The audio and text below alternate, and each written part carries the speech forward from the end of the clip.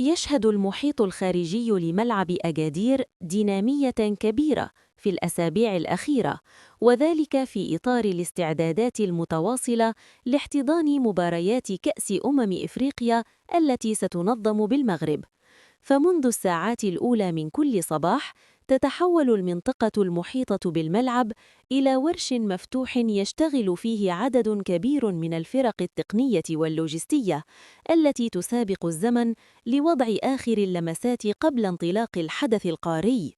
وتعرف الساحات المجاورة للملعب عملية تهيئة شاملة تشمل تحسين المسارات، تنظيم مواقف السيارات، وتطوير المساحات الخضراء، إضافة إلى تعزيز الإنارة العمومية لضمان أفضل الظروف الأمنية والتنظيمية للجماهير المنتظر أن تتوافد بكثافة خلال البطولة. كما يتم العمل على تحسين مداخل ومخارج الملعب في خطوة تهدف إلى تسهيل حركية الجماهير وتوفير انسيابية أكبر خلال أيام المباريات.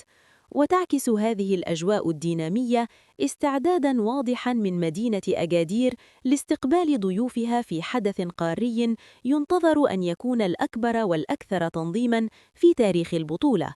فالحيوية التي يعرفها محيط الملعب تظهر عزم السلطات المحلية والجهات المسؤولة على تقديم صورة مشرفة للمغرب وتعزيز مكانة المدينة كوجهة رياضية وسياحية قادرة على استضافة التظاهرات الكبرى.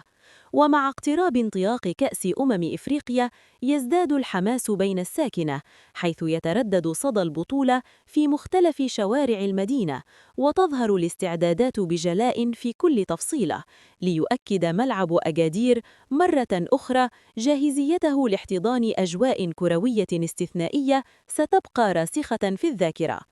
ADA MAR ABI